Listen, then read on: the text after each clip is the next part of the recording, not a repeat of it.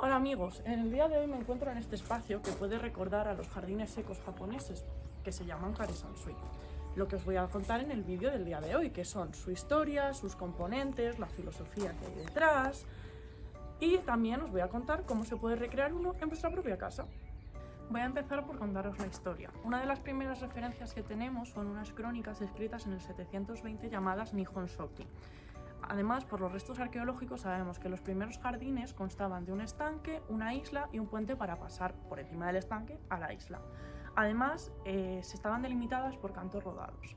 Se define muy bien como un microcosmos, una minúscula representación de la gran naturaleza, donde buscan las verdades tanto el sintoísmo como el budismo, cosa que veremos más adelante. Es importante que sepáis que además del Kare-sansui hay varios tipos de jardines. Por ejemplo, están los de recreo. En estos destaca el agua, ya sea en forma de estanque o de cascada. Luego están los religiosos, donde la escuela budista Shingon los utilizó por primera vez para explicar su pensamiento. Esta escuela también introduce los mandala. Además existe otro tipo de jardín, como son por ejemplo los del paraíso, que representan la venida del Buda Amida a la tierra. Y también existen por ejemplo los del té.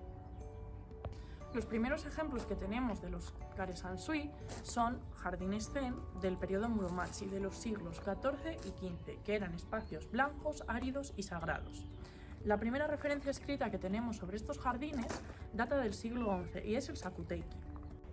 Este tratado da unas pautas mínimas de cómo tratar los elementos en general y deja claro que en los paisajes secos no debe haber agua, ya sea corrientes, estanques, y además son los lugares donde se alzan las piedras. También la obra pone especial énfasis en fijarnos en la naturaleza como modelo para el diseño de los jardines, pero deja claro que nunca podrá copiarse literalmente porque no se puede superar la belleza de la naturaleza al crearla por el hombre. Con naturaleza se refiere a las montañas y al agua, elementos representativos de todo jardín. Además, es importante decir que cuando se escribió el Sakuteiki era tan habitual el uso del agua que era Kare-sansui, que al principio era Kara-sansui, se refería al espacio dentro del jardín que no tenía agua. Por lo tanto, el auge de estos jardines se produce en los siglos XIV y XV. Solían estar en los patios y solían ser de arena y piedras, y se encontraban en las residencias zen y en las residencias guerreras. Entonces ahora entiendo que os preguntéis, ¿desaparece el agua por completo? Definitivamente la respuesta es no.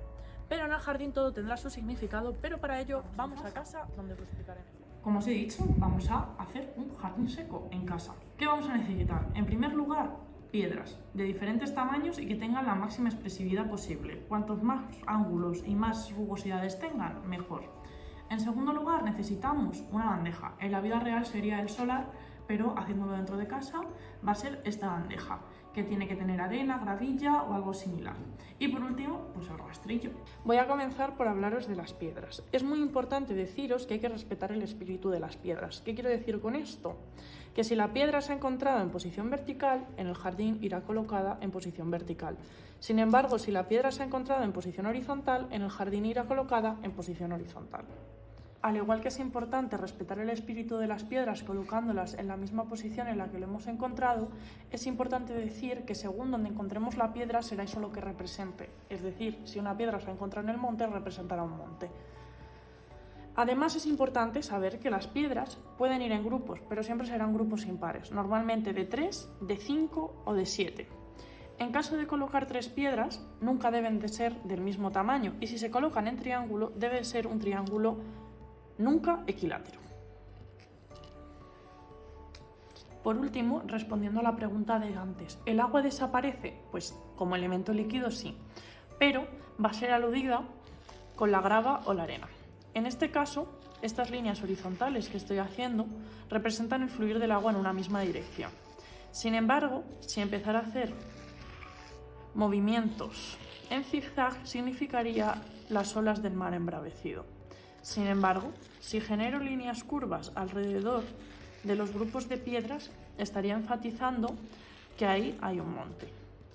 Bueno amigos, espero que después de esta explicación os haya quedado claro cuál es el concepto del jardín seco japonés y que tengáis claro que es una experiencia que va más allá de la razón, donde el artista, usando su creatividad y utilizando elementos naturales, genera una creación abstracta cuya única función es la meditación. Y se produce una experiencia estética.